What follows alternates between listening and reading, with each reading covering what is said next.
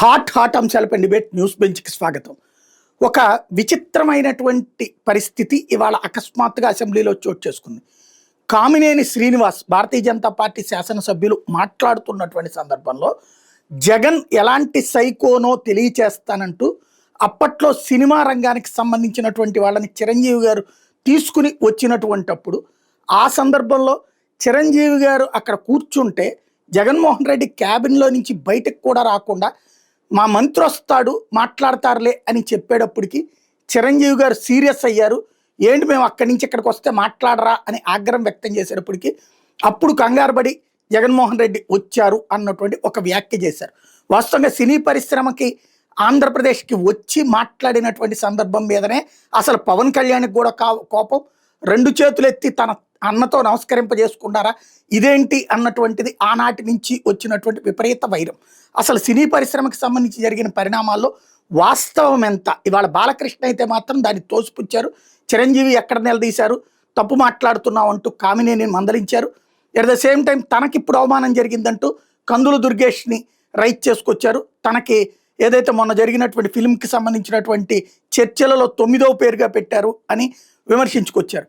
But అసలు ఆ psycho అన్నటువంటి పదం ఇవాళ జగన్మోహన్ రెడ్డి విషయంలో బాలయ్య కూడా వాడారు. నిజంగా అసలు ఆనాడు అవమానం జరిగిందా? చిరంజీవిని అట్లాగే అవమానించారా? అట్లాగే బయట నుంచి లోపల దాకా నడిపించుకుని తీసుకొచ్చారు సినిమా యాక్టర్లు అన్నది కూడా కామినేని ఇంతకుముందు మిగతా నాయకులు అలాగే మీడియా కూడా ప్రొజెక్ట్ చేసుకొచ్చింది. హీరోలకి చుక్కలు చూపించాడు జగన్మోహన్ రెడ్డి, సినిమా ఇండస్ట్రీకి చుక్కలు చూపించాడు అన్నటువంటి వాదనను కూడా మీడియా తెర మీదకి తీసుకొచ్చి అదొక అహంకారపూరిత ధోరణి అన్నటువంటి. ఇందులో వాస్తవం ఎంత? ఆనాడు మంత్రిగాను ఉన్నారు, ప్రత్యక్షంగా ఈ కార్యక్రమం సందర్భంలో ఉన్నటువంటి పేర్ని నాని ప్రస్తుతం మనతో పాటు లైవ్లో జాయిన్ అవుతున్నారు. నమస్తే నాని గారు. వాస్తవానికి చిరంజీవి గారు వ్యవహారంలో చూస్తే ఆ రోజున వచ్చినప్పుడు నిజంగా ఫిల్మ్ ఇండస్ట్రీని కాళ్ళ దగ్గరికి తెచ్చుకోవడానికే ఏదైతే టిక్కెట్ల రేట్లు 5 రూపాయలు 10 రూపాయలు అనేటటువంటి సిస్టమ్ని తెచ్చారా జగన్మోహన్ రెడ్డి గారు? సార్ ఈ రోజు కూడా సినిమా ఇండస్ట్రీ అంతా కూడా జగన్మోహన్ రెడ్డి గారి గురించి మాట్లాడుతున్నారు. ఈ మాట జగన్ గారు ఎప్పటి నుంచో చెప్తున్నాడు, సినిమా ఇండస్ట్రీ చచ్చిపోతుంది. ఆ రోజు జగన్మోహన్ రెడ్డి గారు చెప్పారు, ఎవరికి డైరెక్ట్గా సినిమా హీరోలకి పెద్ద పెద్ద వాళ్ళు రిప్రజెంటేటివ్ సినిమా పరిశ్రమ నుంచి ఎవరైతే ఆ రోజు డెలిగేషన్గా వచ్చారో వాళ్ళందరికీ చెప్పారు, అన్న ఏం లేదన్నా మీకు అర్థం కావట్లేదు, మరి మీకు అందరికి తెలుసు ప్రపంచం అంతా ఇవాళ నెలకి 100 రూపాయలు కడితే ఇంట్లోకి అన్ని సినిమాలు వచ్చేస్తున్నాయి, మీరు సినిమా హాల్కి వెళ్ళి ఇంత డబ్బులు పెట్టుకొని ఎందుకు చూస్తారన్నా, చూడరు, ఇంట్లో టీవీలు క్లారిటీ పెరిగిపోయింది, అన్ని డిజిటల్ క్వాలిటీ వచ్చేసింది, టీవీలు కూడా సౌండ్ సిస్టమ్ ఇంట్లోనే దొరుకుతుంది, కాబట్టి మీరు ఒకసారి ఇండస్ట్రీ గురించి మీరు ఆలోచించే నేను తీసుకున్న నిర్ణయం ఇది. మీరు ఎక్కువగా అంటే సినిమాకి వెళ్తే ఒక్కసారిగా 2,000 3,000 4,000 రూపాయలు ఆ కుటుంబానికి లేచి వెళ్ళిపోతే అంటే ఖర్చు అయిపోతే మధ్యతరగతోడు పేదోడికి సినిమాకి చూస్తాకి ఎందుకు వస్తాడు? ఇంట్లోనే ఓటీటీ నెలకు 100 రూపాయలు కడితే ఓటీటీ వచ్చేస్తుంది, కాబట్టి మీ ఇండస్ట్రీ మంచి కోసమే నేను ఆలోచించానని చెప్పి జగన్మోహన్ రెడ్డి గారు చెప్పారు. ఈరోజు వాళ్ళు చాలామంది మాట్లాడుతున్నారు, జగన్ చేసింది కరెక్ట్, టికెట్ రేటు తక్కువ ఉండటం కరెక్ట్. నిన్న హైకోర్టులు కూడా చెప్పినాయి కదా, అంత రేట్లు పెట్టడం ఎట్లా అని చెప్పని. 100% జగన్మోహన్ రెడ్డి గారు ఎవరిని ఆశించలేదండి. అతను ఎప్పుడు కూడా వాళ్ళు నన్ను కలవాలి వీళ్ళు నన్ను కావాలి, ఏనాడు కూడా అతను పొరపాటును కూడా జగన్మోహన్ రెడ్డి గారు కోరుకునే మనస్తత్వం కాదు. అంటే ఆ రోజున వచ్చినటువంటి ప్రధాన చర్చ ఏంటంటే చంద్రబాబు నాయుడు గారు సీఎం అవగానే వచ్చి సినిమా ఇండస్ట్రీ పలకరించింది, కేసీఆర్ని కూడా పలకరించింది, అదే జగన్ అయితే పట్టించుకోలేదు, ఆ ఉద్దేశంతో తన దగ్గరికి ఫిల్మ్ ఇండస్ట్రీని తెచ్చుకోవడం కోసం ఈ పని చేశారు అన్నటువంటి విమర్శ ఉంది. ఏమంటారు సార్? ఇప్పుడు మధ్యలో అంటే అసలు విషయాలకు సంబంధం లేనటువంటి వ్యక్తులు రాజకీయాల్లో ఎవడ పడితే ఆడు ఏది పడితే అది మాట్లాడేటువంటి ఫీల్డ్ మంది. మరీ ప్రత్యేకించి శాటిలైట్ ఛానల్స్ యూట్యూబ్స్ వచ్చేసిన తర్వాత, ఈ యూట్యూబ్ ఛానల్స్ వచ్చిన తర్వాత ఎవడిష్టం వాడు మాట్లాడతాడు. చంద్రబాబు నాయుడు ఎవరు మాట్లాడతారు? ఇవన్నీ ఎవరో ఒకళ్ళు మాట్లాడతారు. ఇప్పుడు నేను ఊరికే పరిశీలిస్తూ ఉంటాం కాబట్టి నేను గమనించింది ఏంటంటే, రాజేంద్ర ప్రసాద్ ఆయన తిరుపతి వచ్చాడు, తిరుపతి వచ్చి దేవుడి దండం పెట్టి బయటకు వచ్చాక సినిమా యాక్టర్ ఎవరో మీడియా వాడు అడిగాడు, ఏమండి ఏంటి మీరందరూ చంద్రబాబు నాయుడు గారి దగ్గరికి అయితే వెళ్ళారు, జగన్ దగ్గరికి రావాలంటే మేము మాకేమైనా సీఎంని కలవలేదేంటి సినిమా వాళ్ళు అంటే, మాకేమైనా వ్యాపారాలు ఉన్నాయేంటి, మాకేమైనా పరిశ్రమలు ఉన్నాయా, ఇండస్ట్రీస్ ఉన్నాయా, మాకేం పని జగన్మోహన్ రెడ్డిని కలవటాకని చెప్పి మాట్లాడాడు. దానికి కౌంటర్ ఎవడో ఒకటి ఏదో మాట్లాడతాడు. అప్పుడు కలిసావుగా చంద్రబాబు నాయుడు వాటేసుకున్నావుగా, బుగ్గలు చీకేసావు కానీ ఇంకెవడో మాట్లాడతాడు నాలాంటి వాడు ఎవడో. ఇట్లా బయట మాట్లాడుకునేదే తప్పితే పొరపాటున గవర్నమెంట్ కానీ వైఎస్ఆర్ కాంగ్రెస్ పార్టీ కానీ చంద్రబాబుని కలిశారు, మమ్మల్ని కలవలేదని పొరపాటును కూడా అనలేదు. కాబట్టి మీరు ఆన్ రికార్డ్ మీరు చెక్ చేసుకోవచ్చు. వైఎస్ఆర్ కాంగ్రెస్ పార్టీ అఫీషియల్గా లేదా ప్రభుత్వం కానీ ఆ రోజున్న ప్రభుత్వంలో ఉన్నటువంటి మంత్రిగా సినిమా విషయాలు చూసినటువంటి మంత్రిగా మీ ఇష్టం, ఎవరు మాట్లాడినా దాన్ని మీరు చెప్పే మాటకి ఎవరైతే సమాజంలో వాళ్ళు అంటున్నారన్నారు దానికి నేను బాధ్యత తీసుకుంటాను. రైట్. సినిమా ఇండస్ట్రీకి సంబంధించినటువంటి వాళ్ళని తీసుకుని చిరంజీవి గారు వచ్చారు. ఆయన్ని అలా తీసుకురమ్మనమని జగన్మోహన్ రెడ్డి గారు చెప్పారా, లేకపోతే తీసుకొస్తానని చిరంజీవి గారు చెప్పారా? సార్ మీకు నేపథ్యం చెప్తాను సార్. చిరంజీవి గారు జగన్మోహన్ రెడ్డి గారి ఇంటికి నేను వచ్చి ఆయన్ని విష్ చేస్తాను అని, ఇండస్ట్రీకి సంబంధం లేకుండా, సినిమా ఇండస్ట్రీకి సంబంధం ఏం కాకుండా ఆయన వ్యక్తిగతంగా ఆయన కవర్ చేశారు. నేను వద్దాం అనుకుంటున్నాను జగన్మోహన్ రెడ్డి గారి దగ్గరికి అని చెప్పాను. ఇన్వైట్ చేశారు, లంచ్కి రమ్మనండి అయితే అని చెప్పారు. ఆయన కూడా చాలా మర్యాదగా ఫ్యామిలీతో వచ్చారు. ఇంటికి లంచ్కి పిలిచారు.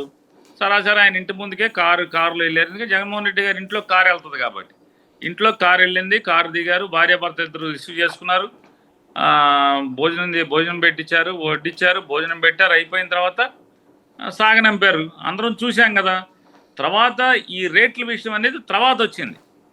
జగన్మోహన్ రెడ్డి గారు సీఎం అవ్వగానే చిరంజీవి గారు వచ్చి తర్వాత కొన్నాళ్ళకి ఈ సినిమా రేట్లు విషయం, ఈ బ్లాక్లో ఎక్కువ రేట్లకు అమ్ముతున్నారనే సబ్జెక్ట్ వచ్చి దాని మీద అంతా రివ్యూ చేసిన తర్వాత దాని మీద రేట్లు తగ్గించాలి అనే నిర్ణయం తీసుకున్నప్పుడు అప్పుడు చిరంజీవి గారు నాకే ఫోన్ చేశారు. నాకే ఫోన్ చేసి నాని ఇట్లా నేను జగన్ గారిని కలవాలి, మరి ఒకసారి మాతో ఎప్పుడు కలుస్తారు ఏంటో నువ్వు అపాయింట్మెంట్ ఫిక్స్ చేయమని చెప్పని నాకే ఫోన్ చేస్తే నేను జగన్ గారి దగ్గరికి వెళ్ళి చెప్పాను, చిరంజీవి గారు ఇండస్ట్రీ వాళ్ళందరినీ తీసుకుని వస్తానంటున్నారు అని చెప్పని. సరే ఆయన ఇష్టం, ఆయన ఎప్పుడంటే అప్పుడు రమ్మని చెప్పారు. అట్లాగే చెప్పాను. సరే అలా కాదు, సీఎం గారు ఆయన చెప్పాలి కదా, ఏదైనా 2-3 డేట్లు చెప్పమను. ఆ డేట్లో ఎందుకంటే సినిమా వాళ్ళకి మాకు హీరోలందరికీ స్కెడ్యూల్స్ ఉంటాయి కాబట్టి, షూటింగ్లు అవన్నీ ఉంటాయి కాబట్టి జగన్ గారికి వీలైన ఒక 3-4 డేట్లు చెప్తే ఆ డేట్లో మేమందరం ఎప్పుడు ఖాళీ ఉంటామో చూసుకుని వస్తామని చెప్పి చిరంజీవి గారు చెప్పారు. అట్లాగే జగన్ గారిని అడిగి ఓ 3-4 డేట్లు చిరంజీవి గారికి అందించడం జరిగింది. ఆయన అందరితో మాట్లాడుకుని నాకే ఫోన్ చేశారు, నాని పలానా తారీఖు వస్తున్నావు నాని అని చెప్పని. సరే అని చెప్పి నేను జగన్ గారికి చెప్పాను, సార్ పలానా తారీఖు వస్తున్నాను. ఆ రోజు బ్లాక్ చేసి పెట్టుకున్నారు. అలాగే వారు స్పెషల్ ఫ్లైట్కి వస్తుంటే ఎయిర్పోర్ట్ నుంచి జగన్మోహన్ రెడ్డి గారి ఆఫీస్ వరకు పోలీసు ఎంత బందోబస్తు పెట్టాం మాకు తెలుసు. ఎక్కడ ఎయిర్పోర్ట్లో కానీ ఎక్కడ ఎవరు అంటే ఒక హై సెక్యూరిటీ వాళ్ళు ఎలా వస్తే ఎంత బందోబస్తు ఉంటో అంత బందోబస్తు పెట్టి వాళ్ళకి కార్లకి పైలట్లు, ఎస్కార్టు, ఇంకా అదనంగా దాదాపుగా చాలామంది పోలీసు కార్లను ఒక 6-7 కార్లని వాళ్ళకి ఎస్కార్ట్గా పెట్టి దాదాపుగా ఆల్మోస్ట్ ట్రాఫిక్ ఎక్కడ కూడా సిగ్నల్ అనేది ఆగకుండా డైరెక్ట్గా జగన్ గారి ఇంటికి వచ్చేంత వరకు కూడా సిగ్నల్ పడకుండా కూడా కేర్ తీసుకున్నారు ఆనాటి ఇంటెలిజెన్స్ డిఎస్పీ. ఎందుకంటే ఆ రోజు సీఎం గారి ఇంటి దగ్గర అంటే ఆఫీసులోనే, సీఎం గారి క్యాంప్ ఆఫీసులోనే ఇంటెలిజెన్స్ డిఎస్పీ మేము అందరం కూడా వెయిట్ చేస్తున్నాం కాబట్టి రిసీవ్ చేసుకుంటాకి హోమ్ సెక్రటరీ అందరూ ఉన్నాం. ఇంటెలిజెన్స్ డిఎస్పీ ఆయన అప్పుడున్న ఇంటెలిజెన్స్ డిఎస్పీ గారు మొత్తం ఆర్గనైజ్ చేశారు. ఎక్కడ సిగ్నల్ ఏదని పడకుండా డైరెక్ట్గా ఇక్కడికి వచ్చేసేదాకా డైరెక్ట్గా సీఎం గారి ఆఫీస్ దగ్గరికి రాగానే నేనే గేట్ దగ్గరికి వెళ్ళి ఆ కారు వచ్చే టైం గేట్ దగ్గర నుంచుని వారికి వెల్కమ్ చెప్పి రిసీవ్ చేసుకుని లోపలికి తీసుకొచ్చి సీఎం గారి మీటింగ్ ఛాంబర్లో దాదాపుగా అంటే ఆ రోజు సినిమా ఇండస్ట్రీ నుంచి చిరంజీవి గారితో పాటుగా గవర్నమెంట్ ఆ రోజు సెలెక్ట్ చేసినటువంటి కొంతమంది కూడా సినిమా క్రాఫ్ట్కి సంబంధించినటువంటి వాళ్ళు కూడా ఉన్నారు. దాంట్లో అందరూ కలిసి మీటింగ్ హాల్లో, ఎందుకంటే ఎక్కువ మంది కూర్చోవాలి కాబట్టి మీటింగ్ హాల్లో కూర్చున్నారు. వీళ్ళందరినీ కూర్చోబెట్టి అప్పటికి జగన్మోహన్ రెడ్డి గారు ఆయన ఛాంబర్లో కూర్చుని రేట్లు ఎలా ఒకళ్ళు చిరంజీవి గారు అడిగితే మనం ఏం చెబుదాం, ఇట్లాంటివన్నీ ఆయన ఆఫీసర్తో కూర్చుని ఆయన రాసుకుంటున్నారు. జగన్మోహన్ రెడ్డి గారికి ఏంటంటే ప్రతిదీ పేపర్ మీద పెట్టుకునే అలవాటు. ప్రతిదీ ఏదైనా సరే మీరు ఎవరితో మాట్లాడినా ఆయన కార్యకర్తలు అంటే ఒక మీటింగ్కి వెళ్ళినా, అసెంబ్లీకి వెళ్ళినా, ఎక్కడికి వెళ్ళినా ప్రతిదీ రికార్డు మీద ఉంటాడు, ప్రతిదీ పేపర్ మీద ఉంటాడు. లెక్కలు లేకపోతే గతంలో ఏంటి, ప్రస్తుతం ఏంటి, మనం ఎంతవరకు అనేది నోటితో మాట్లాడుతూ అని ఉండదు, అంతా పేపర్ మీద ఉంటాడు. ఆయన అన్నీ రాసుకుంటున్నారు. నేను వెంటనే వీళ్ళందరికీ కూడా కాఫీ సర్వ్ చేసి, సార్ కాఫీ తాగుతా ఉండి ఆయన ఛాంబర్లో ఉన్నారు, తీసుకొచ్చేస్తానని చెప్పి లోపలికి వెళ్ళి, సార్ వచ్చేసారు సార్ రండి అని చెప్పాం. వెంటనే లేచి వచ్చేసారు జగన్ గారు. వచ్చారు, కూర్చున్నారు. కూర్చున్న తర్వాత మాట్లాడారు, అన్ని విషయాలు చెప్పారు. జగన్ గారు చెప్పారు, సినిమా వాళ్ళు చెప్పారు, అంటే చిరంజీవి గారు, వాళ్ళ మహేష్ బాబు గారు అందరూ మాట్లాడారు. అందరూ మాట్లాడిన తర్వాత డిపార్ట్మెంట్ మాట్లాడారు. సరే అయిపోయిన తర్వాత సరే ఇక దీని మీద మేము వర్కౌట్ చేసి లిస్ట్ మొత్తం రేట్లు అంటే గవర్నమెంట్ చెప్పి ఆఫీసర్స్ చెప్పి చిరంజీవి గారు ఒప్పుకోలే, ఇట్లా కుదరదండి, ఆ రేట్లు కుదరదు, అది ఇది అని చెప్పారు.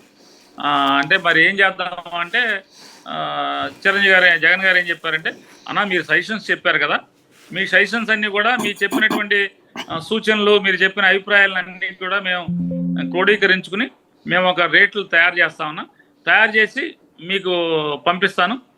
అవి చూసుకుని మీరు ఏమైనా మార్పులు సజెషన్స్ ఉంటే కనుక నాకు మళ్ళీ చెప్పండి, లేదంటే కనుక మేము తయారు చేసి జీవో ఇచ్చేస్తామని చెప్పారు. ఓకే అన్న తర్వాత చిరంజీవి గారిని తీసుకుని, చిరంజీవి గారిని, మహేష్ బాబు గారిని, ప్రభాస్ గారిని, మన రాజమౌళి గారిని, వీళ్ళని తీసుకుని జగన్ గారు ఛాంబర్లోకి వెళ్ళారు. ఇంకా మిగతా వాళ్ళని అందరిని కూడా వదిలేసి వీళ్ళని తీసుకుని ఛాంబర్లోకి వెళ్ళారు. ఛాంబర్లోకి వెళ్ళిన తర్వాత దాదాపుకి వీళ్ళే, నేనున్నాను ఆ ఛాంబర్లో, ప్రభాస్ గారు, రాజమౌళి గారు, చిరంజీవి గారు, మహేష్ బాబు గారు, వీళ్ళందరూ కూర్చుని మాట్లాడుకుని సరదాగా మాట్లాడుకున్నారు. అందులో మహేష్ బాబు గారు అయితే, మీరు 6 monthsకో 1 yearకో ఒకసారి సరదాగా బయట అంటే మీరు ఇంత జోవియల్గా మాట్లాడతారు, ఇంత సరదాగా ఉంటారని అసలు మాకు అంచనా లేదు. అసలు బాగుంది సార్, చాలా బాగా, చాలా అంటే సరదాగా మాట్లాడుతున్నారు, కలుసుకుందాం మధ్యలో ఇట్లా మాట్లాడుకున్నారు.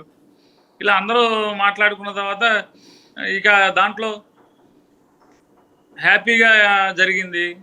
హ్యాపీగా జరిగిన తర్వాత ఇక సాయి గారు మీరు కనపడతలన్నారు. పర్లేదు చెప్పండి, వినపడతా, రికార్డ్ హ్యాపీగా అంతా జరిగింది. ఓకే, నన్ను కారు ఎక్కించరమ్మన్నారు. జగన్ గారు ఆఫీస్ బయట దాకా వచ్చారు, ఛాంబర్ బయట దాకా.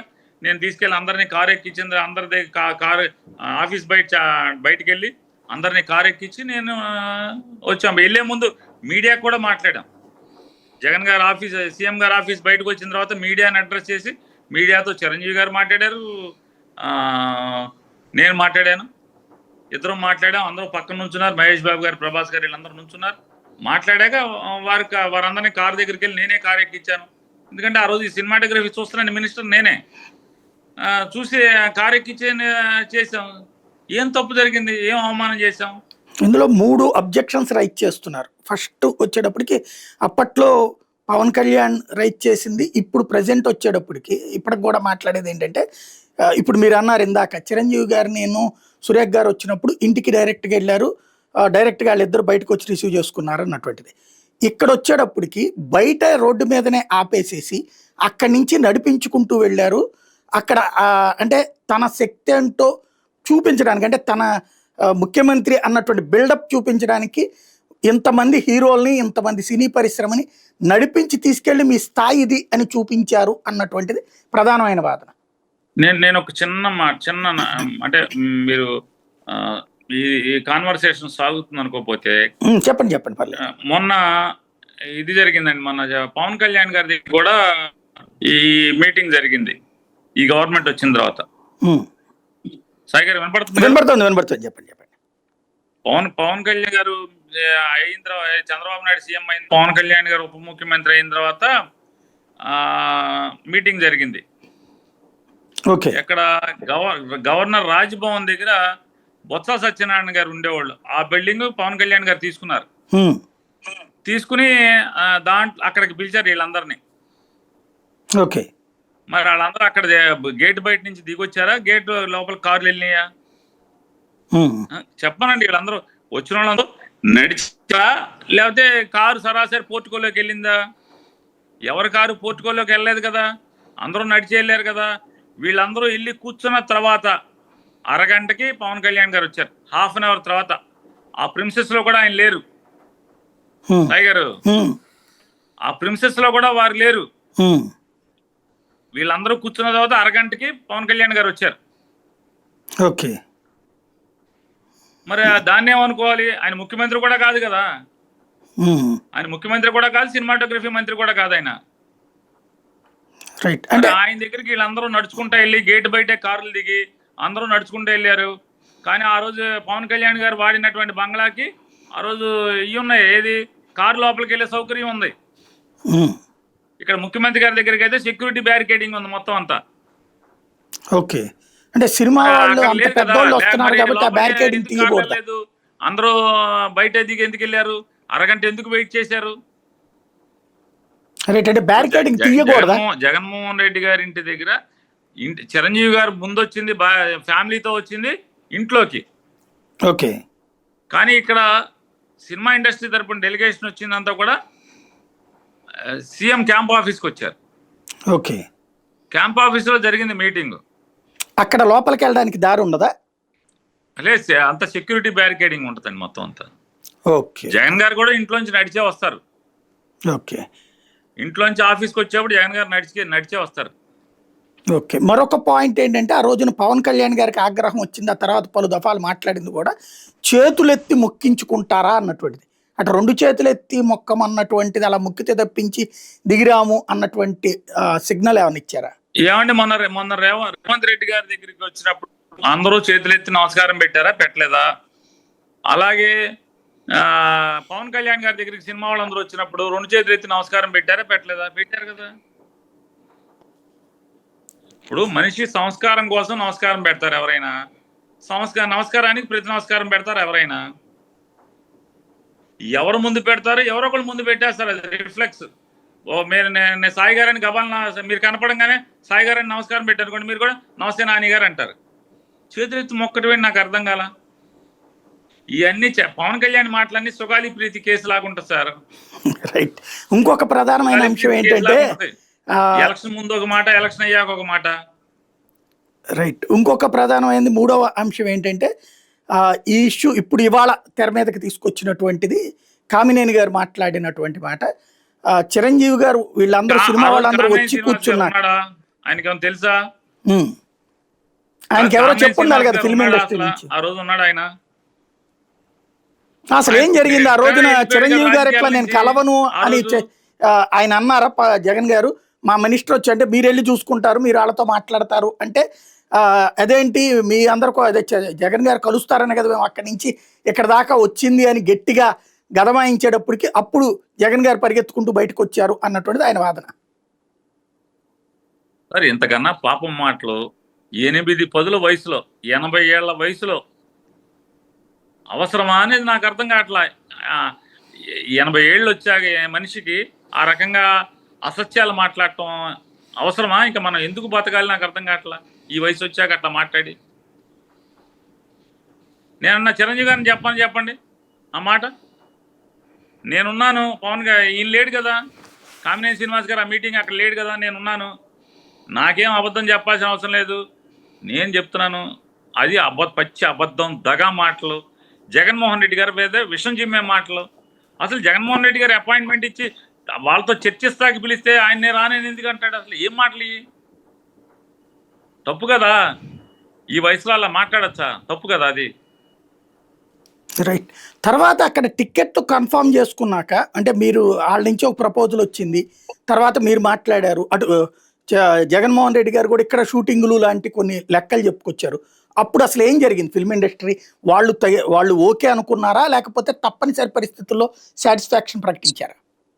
లేలే, టికెట్లు అవన్నీ కూడా చిరంజీవి గారు కొన్ని అలా ఇలా కాదని చెప్తే అప్పుడు ఏం చెప్పారంటే, అన్న మేము వర్కౌట్ చేసి మేము నానితో మీకు పంపిస్తాము, మీరు అవన్నీ చూసి ఏమన్నా కరెక్షన్స్ ఉంటే చెప్పండి అని చెప్పిన తర్వాత అల్టిమేట్గా జీవో ఇచ్చేప్పుడు అదంతా రాసి చిరంజీవి గారికి పంపించిన తర్వాత మళ్ళీ చిరంజీవి గారు చూసి ఓకే చేసిన తర్వాత మాత్రమే జీవో ఇవ్వడం జరిగింది.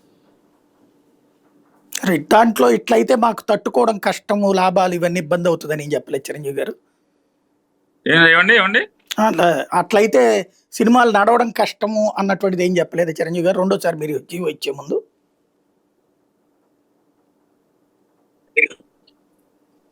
సినిమా నడవటం కష్టం కంటే కూడా వాళ్ళు చెప్పింది ఏంటంటే అండి, రేట్లు తగ్గించడం వల్ల క్వాలిటీ సినిమా పడిపోతుంది. మనం లేదు జగన్ గారు, మనం ఇవాళ తెలుగు సినిమా లెవెల్ మారింది, కొంచెం మనం పెద్ద సినిమాలు తీయాలంటే కనుక రేట్లు ఇవ్వాలి, అది ఇది అని చెప్పి ఆయన మాట్లాడారు. రాజమౌళి గారు ఆయన కూడా వచ్చారు కదా అన్నారు. అంటే మనం రేట్లు ఎందుకంటే క్వాలిటీ సినిమాకి అన్నప్పుడు దానికోసమనే అప్పుడే వచ్చినటువంటి చర్చలో భాగమే, ఆ చర్చల సారాంశమే 100 కోట్ల రూపాయలు ఏది హీరోయిన్ రెమ్యునరేషన్ కాకుండా, డైరెక్టర్ హీరోయిన్ రెమ్యునరేషన్ కాకుండా మిగతా సినిమా ఖర్చు 100 కోట్ల రూపాయలు దాటితేనే ఆ జిఎస్టీ బిల్స్, ఆడిట్ రిపోర్ట్ చేసిన జిఎస్టీ బిల్స్ ఎంక్లోజ్ చేస్తే మాత్రమే టికెట్ రేట్లు ఎన్హాన్స్ చేయాలి అనేది జీవో సారాంశం. అందుకోసమే ఇది అన్ని ఉభయ పక్షాల అంగీకారంతో వచ్చినటువంటి చర్చల సారాంశంలోంచి వచ్చిన జీవోనే అది. 100 కోట్ల రూపాయలు దాటాలి అనేది దాని మీద. డబ్బింగ్ సినిమాలకు ఇవ్వకూడదు అనేది కూడా వారు చెప్పిందే. డబ్బింగ్ సినిమాలకు ఇవ్వకూడదు, రేట్ ఇవ్వకూడదు అని చెప్పినది సినిమా పెద్దలు చెప్పిందే. రైట్. అది అమలు చేశారు కదా, అమలు చేసిన తర్వాత టైంలో నిజంగా ఆ రూల్స్ అని అమలు చేశారు జీవోలో చెప్పినవి అని? సాయి గారు, జీవోలో చెప్పినట్టుగానే అమలు చేశారా?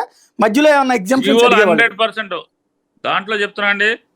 మేము జీవో ఇచ్చిన తర్వాత మొట్టమొదటి సినిమా యూవి క్రియేషన్స్ వాళ్ళ సినిమా వచ్చింది. దానికి వాళ్ళు ఎందుకున్నా కానీ ఖర్చు పెట్టారు, చాలా విపరీతంగా ఖర్చు పెట్టారు ఆ సినిమాకి. కానీ ఆడిట్ అయినటువంటి ఆ టైంకి ఆడిట్ అయినటువంటి అంటే cinema makeover, cinema CG work, cinema post production delay అయిపోవడంతో వాళ్ళు ఆ కంగారులో ఉండి బిల్స్ సబ్మిట్ చేయకపోవడం వల్ల దానికి రేట్ ఇవ్వలేకపోయాం. రేట్ ఇవ్వలేదు. నేను జగన్ గారితో చెప్పాను, సార్ మార్నింగ్ సార్ మీరు ఎగ్జామ్షన్ ఇవ్వచ్చు యాజ్ ఎ చీఫ్ మినిస్టర్గా, ఇచ్చేద్దామంటే వద్దురని. మనం ఎన్ని చెడు అలవాట్లు, కొత్త సాంప్రదాయాలు ఇవన్నీ అనవసరం, మనం చర్చించుకున్నాం. నేనంటే ఇంకో మాట కూడా చెప్పా, సార్ వంశీ మనోడే సార్, మనం అంటే పడి చచ్చేవాడు వంశీ మనోడు కదా అని చెప్పి కూడా చెప్పాను. లేదు అని మన అయితే వేరేగా ఉండాలి, కానీ ఇది కరెక్ట్ కాదు. మనం గవర్నమెంట్ ఒక జీవో ఇచ్చిన తర్వాత ఆ జీవోని ఇంప్లిమెంట్ చేయకుండా బాగోదు, రేపు ఊరికే మనం ఎందుకు నిందలు వేసుకోవటం, వదిలేసేసాయి అని చెప్పి ఆయన మాట్లాడారు. ఆ సినిమా కాకుండా వచ్చిన ప్రతి సినిమాకి రూల్ ప్రకారం ఇచ్చాం. కానీ ఇవాళ నిజంగా ఇది అధికార దుర్వినియోగం. పవన్ కళ్యాణ్ గారి 2 సినిమాలకి జిఎస్టీ ఎన్క్లోజర్స్ లేకుండా ఇచ్చేశారు, డబ్బింగ్ సినిమాలకి ఇచ్చేశారు. ఇవన్నీ 100% జీవో వైలేషను, రూల్ వైలేషన్. చట్టాన్ని మీరి ముఖ్యమంత్రికి ఉన్నటువంటి విశేష అధికారాలను ఉపయోగించి ఎగ్జంప్షన్స్ ఇస్తూ ఇచ్చినటువంటి జీవో మొన్న ఇచ్చినటువంటి వీళ్ళకి రేట్ హైక్ ఇచ్చింది ఈ సినిమాలన్నిటికీ. కూలీకి కానీ, వార్ 2కి కానీ, ఆ 2 లేదా పవన్ కళ్యాణ్ గారు మొన్న వచ్చిన సినిమాకి కానీ ఈ సినిమాకి కానీ 100% రూల్స్ అన్నీ కూడా అధిగమిస్తూ ముఖ్యమంత్రికి ఉన్న విశేషమైన అధికారాన్ని ఉపయోగించి ఇచ్చినటువంటి ఎగ్జంప్షన్స్. రైట్. ఇంకొక సందేహం ఏంటంటే, సాధారణంగా మన సినిమా ఇండస్ట్రీలో నందమూరి, మెగా ఈ 2 పేర్లు వినబడుతుంటాయి.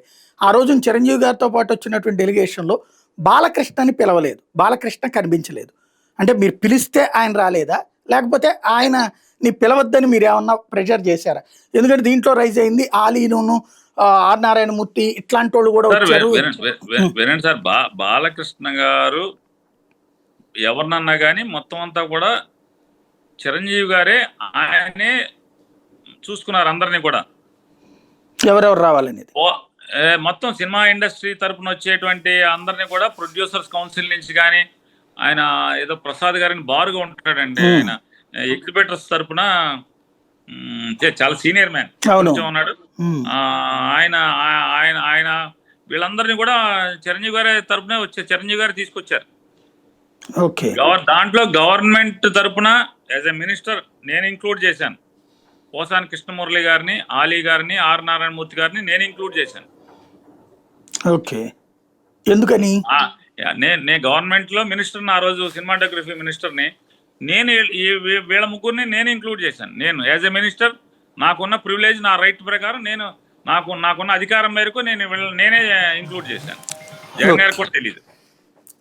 ఓకే, అంటే బాలయ్యది అటు వాళ్ళు లిస్ట్ లో బాలయ్య వస్తా అన్నాడా, బాలయ్య రానన్నాడా, అదంతా కూడా చిరంజీవి గారు చూసుకున్నారు. అసలు మాకేం హీరోలు కానీ, డైరెక్టర్లు కానీ, ప్రొడ్యూసర్లు కానీ అంతా ఆయనే చూసుకున్నారు. రైట్. ఇంకొక విషయం చెప్పండి, పవన్ కళ్యాణ్ గారు కానీ లేదా పవన్ అభిమానులు కానీ ఆనాటి నుండి ఈనాటి వరకు ఉన్న ఫీలింగ్ ఏంటంటే అసలు జగన్మోహన్ రెడ్డి సినిమా ఇండస్ట్రీలో ఎంటర్ కావడానికి, జోక్యం చేసుకోవడానికి దీనికి అంతటికి కారణం పవన్ని ఆర్థికంగా దెబ్బతీయడానికి, అలాగే టికెట్ల రేట్లు తగ్గించడం కూడా పవన్ ఆర్థికంగా దెబ్బతీయడానికి, ఈవెన్ ఈ సినిమా అయిపోయిన తర్వాత కూడా, అంటే ఈ ఇష్యూ అయిన తర్వాత కూడా పవన్ సినిమాలకు మాత్రం మీరు ఇవ్వలేదు, రేటు పెంచడానికి పర్మిషన్ ఇవ్వలేదు అన్నటువంటి వాదన ఉంది. ఏమంటారు? కాదండి, పవన్ కళ్యాణ్ గారిని ఆర్థికంగా దెబ్బతీ నాకు అర్థం కాల. ఏంటి ఆర్థికంగా దెబ్బతీ? టికెట్ రేటు పడగొడితే, అలాగే బెనిఫిట్ షోలు, ఎక్స్ట్రా రేట్లకు ఇవ్వకపోతే ఆర్థికంగా దెబ్బతింటమే కదా. ఎందుకు ఆర్థికంగా దెబ్బతింటదండి? ఆయన రెమ్యునరేషన్ ఆయన 50 కోట్లు 60 కోట్లు ఆయనకి ఇచ్చేస్తారుగా. ప్రొడ్యూసర్ దెబ్బతింటాడు, ఆయన ఎందుకు దెబ్బతింటాడు? అప్పుడు సినిమాలు ఆయనకి రాకుండా చేయడం కదా, ఎవరైనా ఆయనతో తీస్తే లాభం రాదు అనే ఫీలింగ్ క్రియేట్. మీరు ఒక మాట ఇప్పుడున్న సినిమాలు, ఇప్పుడు 3 సినిమాలు రన్నింగ్ లో ఉన్నాయి. ఆయన డిప్యూటీ సీఎం అయిన తర్వాత మీకు ఆ సినిమా లాస్ కూడా రిలీజ్ చేశారు. ఫైనాన్స్ పెట్టిన ఆయన జీవితంలో మొదటిసారి మొత్తం వడ్డీ అంతా మాఫీ చేశాడు. దాదాపు 35 కోట్లు వడ్డీ మాఫీ చేశాడు సార్. ఇంతవరకు ఆయన జీవితంలో, సినిమా చరిత్రలో ఇంతవరకు ఎవరికి జరగలేదు. వడ్డీ మాఫీ ఏంటి? ఆ సినిమాకి అప్పు తెచ్చారు కదా, అప్పు మాఫీ చేశారని చెప్తున్నా, వడ్డీ మాఫీ చేశారని చెప్తున్నాను. అదే అందరికి తెలుసు. ఇంకో ఆయన విశ్వప్రసాద్ గారు ఒక ఆయనను మైత్రి నవీన్ ఇద్దరు ఏదో సంతకాల హామీలు ఉన్నారు, సినిమా రిలీజ్ అయింది, ఇలాంటి చెప్తున్నారు. ఇప్పుడు ఆయన సంపూర్ణంగా పవన్ కళ్యాణ్ గారు అధికార దుర్వినియోగం చేస్తున్నాడు. ఆయన ఉప ముఖ్యమంత్రి కాకపోతే మొన్న వచ్చిన సినిమా రిలీజ్ అయ్యేది కాదు, ఈ సినిమాకి ఈ రేట్లు ఉండేవి కాదు. అంటే ఆ రోజు మీరు కావాలని ఇట్లా దెబ్బతీసినట్టు అనుకోవాలి. ఇప్పుడు నేను ఆ రోజు సాయి గారు ఏమనండి, ఆ రోజు మీకు క్లియర్గా లెక్కలతో సహా చెప్పాను. దిల్ రాజు గారు ప్రొడక్షన్లో అప్పుడు ఒక సినిమా వచ్చింది, ఆయన ఏదో లాయర్గా యాక్ట్ చేశాడు. మేము గవర్నమెంట్ ఉండగా పవన్ కళ్యాణ్ గారిది ఒక సినిమా మేము ఉండగా వచ్చింది సార్. ఆయన యాక్ట్ చేసి రిలీజ్ చేసిన మా 5 ఏళ్లలో ఒకే ఒక్క సినిమా ఏదో లాయర్గా సినిమా వచ్చింది, వకీల్ సాబ్ ఏదో. ఆ సినిమాకి ఏ ఏరియాలో, వైజాగ్, ఉత్తరాంధ్రలో వైజాగ్లో ఎంత వచ్చింది, కృష్ణా జిల్లా ఎంత వచ్చింది, గోదావరి జిల్లాలో ఎంత వచ్చింది, అలాగే సీడెడ్ ఎంత వచ్చింది, నైజాం ఎంత వచ్చింది, ప్రతిదీ కూడా నేను దిల్ రాజు గారికి లెక్క చెప్పా. ఈ లెక్కలు మీకు వచ్చినాయి, ఈ డబ్బు వచ్చింది, మేము మిమ్మల్ని ఇబ్బంది పెట్టామని అడిగాను. నేను మీడియా పరంగా అడిగాను. నేను మీకు గుర్తుంటే తిరుపతి బై ఎలక్షన్ జరుగుతుంది, నాకు గుర్తున్నంత వరకు తిరుపతి ప్రెస్ క్లబ్ నుంచి మాట్లాడినట్టు నాకు గుర్తు. ఇది ఈ సినిమా గురించి లేదా ఇక్కడ మాట్లాడింది తెలియదు, ఆ సినిమా గురించి నేనే అడ్రస్ చేశా. ఇది పచ్చి అబద్ధం, దిల్ రాజు గారు మీరు చెప్పండి, మేము ఎక్కడన్నా మీ సినిమాకి నష్టపరిచామా? నష్టం జరగలేదు కదా. ఇదో పలానా ఏరియా ఇంత వచ్చింది కదా, మీకు మేము మీ సినిమాని ఇబ్బంది పెట్టింది ఏంటి? ఎక్కడన్నా ఏ హాల్ కన్నా ఎంఆర్ఓ వచ్చాడా, ఏ హాల్ కన్నా ఎవరిని వచ్చారా అని కూడా అడిగే కదా నేను. పవన్ కళ్యాణ్ సినిమాని ఏం వేధించలేదే, ఇది అన్యాయం కదా.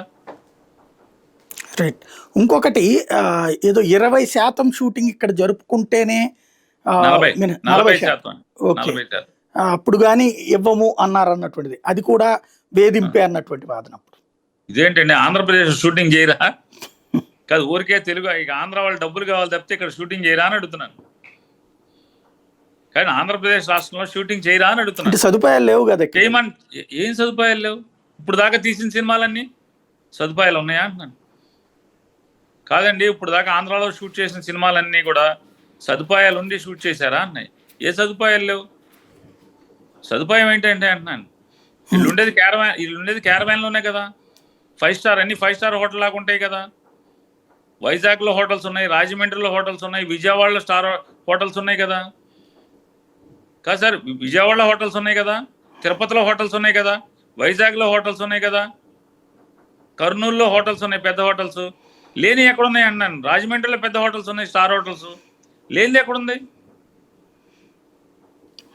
రైట్. ఫైనల్గా ఒక్కటి చెప్పండి, సినిమా ఇండస్ట్రీ వ్యవహారంలో అనవసరంగా ఏలు పెట్టి పవన్ని రెచ్చగొట్టి పవన్ ఒక శత్రువుగా తయారు చేసుకుని తద్వారా ప్రభుత్వాన్ని కూల్చుకున్నాము అన్నటువంటి ఫీలింగ్ ఏమన్నా ఉందా? నేను ఒకటి అడుగుతాను సాయి గారు మిమ్మల్ని. 2014లో మేము ఏం సినిమా ఏలెట్టి గెలికాము? పవన్ కళ్యాణ్ మాకు వ్యతిరేకంగా ఎందుకు ఓటేయమని, చంద్రబాబు నాయుడుకి ఓటేయమని ఎందుకు చెప్పాడు? ఈ గవర్నమెంట్ నాదని చెప్పాడు. రేపు వచ్చే గవర్నమెంట్ నాది, నేను మొత్తం బాధ్యత తీసుకుంటాను, హామీలను అమలు చేయించే బాధ్యత నాది, ప్రభుత్వంలో ఏ తప్పు జరగకుండా చూసుకుంటాను, అన్నిటినీ కంట్రోల్ చేసే బాధ్యత నాది అని చెప్పి మాకు ఓటేయద్దని చెప్పాడు. అప్పుడు ఏం గెలికాం? ఏం గెలికాం?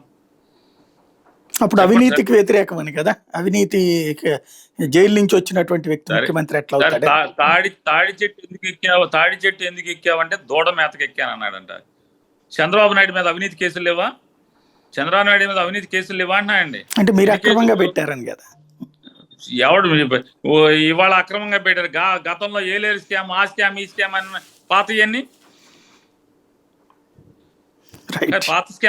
పాత కేసులని అంటే ఏవి నిలబడలేదు కదా, కోర్టులో కొట్టేశారు కదా. జగన్మోహన్ రెడ్డి గారి మీద నిలబడి ఏంటండి? ఇంకా కొట్టేయలేదు కదా. ఇక్కడ కొట్టినప్పుడు మాట్లాడండి. మీరు కొట్టక ముందు ఎట్లా మాట్లాడతారు మరి? ఈ తప్పుడు కేసులే కదా, అక్రమమైన కేసులే కదా. అక్రమ కేసుల్లో జైలు శిక్ష పడితే అప్పుడు మీరు మాట్లాడండి అవినీతి పరుడని. ఎలా మాట్లాడతారు మరి? ఫిల్మ్ ఇండస్ట్రీలో కెలకడం తప్పని అనిపించలేదు. అవినీతిని మాకెట్ అంట కడతారు. ఫిల్మ్ ఇండస్ట్రీలో కెలకడం తప్పని అనిపించిందా ఏమన్నా? పొరపాటును కూడా మేము తప్పు చేయలేదు. ప్రజల అవసరాలు, ప్రజల బాగోగులు తప్పితే. నేను ఒకటి అడుగుతానండి, పవన్ కళ్యాణ్ గారికి ఇన్ని సంవత్సరాల్లో ఏ రోజు కూడా మల్టీప్లెక్స్లో, థియేటర్లో, క్యాంటీన్లో ఎంత రేట్లు అమ్ముతున్నారు, క్యాంటీన్లో పాప్కార్న్ ఎంత, క్యాంటీన్లో అదెంత ఇదెంత అని ఇన్స్పెక్షన్ చేయించాలి అనేటువంటి స్పృహ, ఆయన సినిమా